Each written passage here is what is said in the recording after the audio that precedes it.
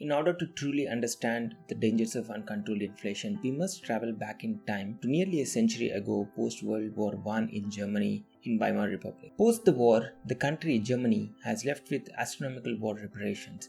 This has led the government to take a decision which changed the future course of history. It started printing money. As more and more money flooded in the economy, the German mark plummeted. This has led to hyperinflation. The prices of everyday items started doubling and tripling and skyrocketed to unimaginable heights. Stories from this time speak of people carrying wheelbarrows of money to buy a loaf of bread. This is well documented in the book called When Money Dies by Adam Ferguson. Hyperinflation devastated the economy. Many people's salaries, pensions and all the savings that they have became worthless overnight. Many people were pushed into poverty and even struggling to afford the basic of the necessity to run their day-to-day life. In the middle of this economic chaos, discontent and desperation grew.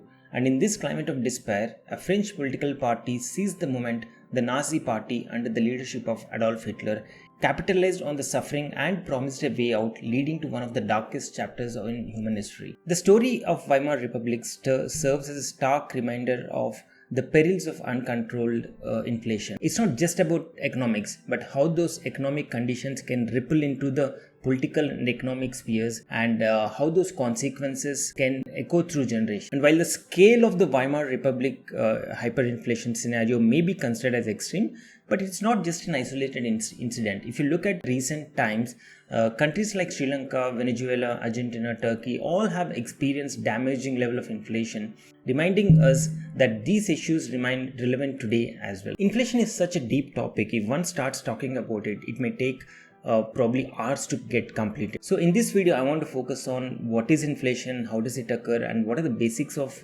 inflation that we all know about, and how will it affect you and me as common citizens.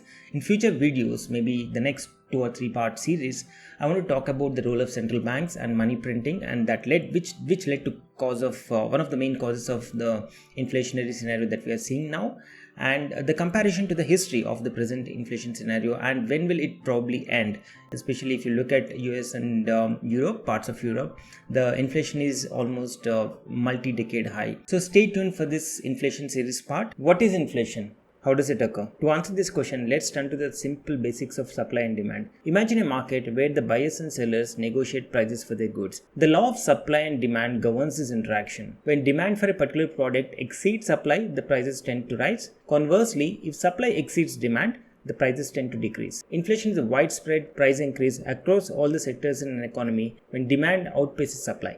When economies grow, people earn more and the demand for goods and services tend to increase. If the supply don't grow at the same pace, then the prices tend to increase. This is also called as demand pull inflation. Demand pull is often an indication of a growing economy. It usually occurs when there is an increased economic activity leading to higher demand for goods and services. This greater demand coupled with supply can't keep up pace leads to increase in the price of goods and services, and thus the inflation will happen. A certain level of healthy inflation is actually very much necessary for a growing country, especially like India, because it indicates that economy is very healthy and people are demanding for more goods and services. And whenever a business also sees a lot of demand coming up for their goods and services, they want to supply more. They don't want to catch up with the demand, which in turn leads to a lot of manufacturing activity as well. Certain level of this kind of inflation is actually good indicator for the economy. It also helps to stimulate the economic growth. It also encourages investment, because when there's a lot of demand that the businesses see, they want to catch up with that demand and they want to supply more, which in turn lead to a lot of manufacturing and capital expenditure, which in turn tend to create more jobs. It's a circle in itself, but the modest inflation is always good. When it's bad, when there is reasonably high inflation that say RBI can't manage. RBI's inflation target is always between in India say 4 to 6%. When the inflation goes above 6% or 7-8%, then it's really bad for common people like you and me.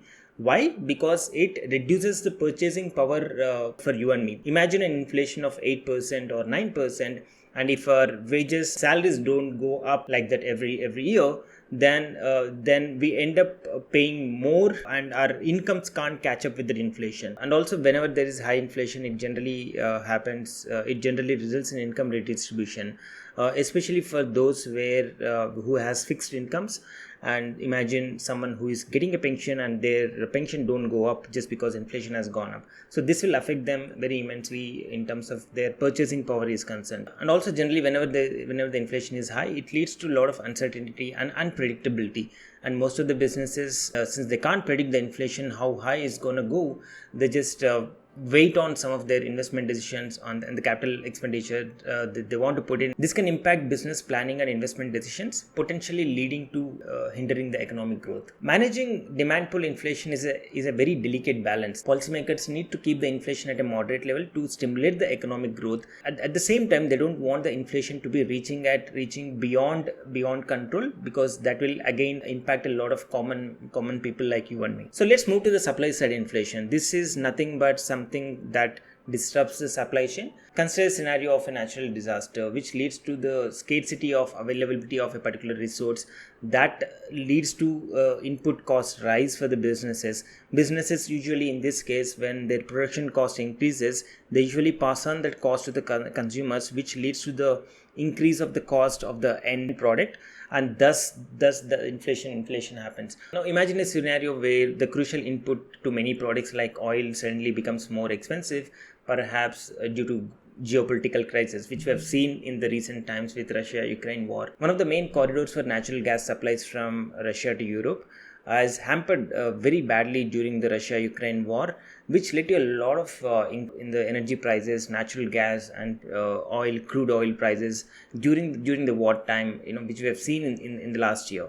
This is one of the examples of cost push or supply side inflation. Inflation is thus a delicate balance between demand and supply. Whenever this balance gets destroyed, either on the demand side or on the supply side, the average prices of the goods and services will generally increase, thus reducing the purchasing power of the money that we have in our kitty. Finally, what is inflation mean for you and me as a common man? Think about this. You have 100 rupees and you put that 100 rupees in a box, and you wait for an year, and next year when you open that box, instead of 100 rupees you have maybe 93 or 90 rupees. That's inflation. To put this in a simpler context, the prices of your daily goods and services keep going up every year, and if you have the same amount of money, you keep getting lesser amount of goods for the same 100 bucks that you have. Imagine 1 kg of onions costs say 100 rupees, and if the inflation is 7%, next year the price of that 1 kg onions will go to 107 rupees, and if you have the same 100 rupees with you, you'll get less than 1 kg of onions. Inflation silently robs your pocket when we are busy working hard.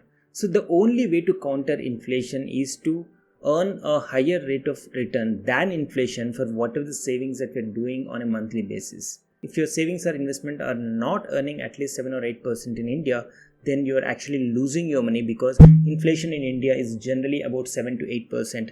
So though sometimes the RBI says it's about 5 to 6%, generally we see the prices going up at least on 6 to 7% on an annual basis. So what is the real rate of return? So if you are saving or investing your money on any asset class, and if that asset class is yielding you say 10% or 12% interest rates, then your real rate of return is roughly about 3 or 5%, depending on the total return that you're getting minus inflation. So if your asset is yielding say 12% interest, and if the inflation is 7%, then your real rate of return is actually 5%. Are your assets yielding that return? Think about it. With that, I would like to conclude this video. In my next inflation series part video, we'll be talking about the role of central banks in curbing inflation, what are the tools available at their disposal to curb inflation, and most importantly, what are the root causes of the current inflationary scenario that we are seeing in USA and Europe.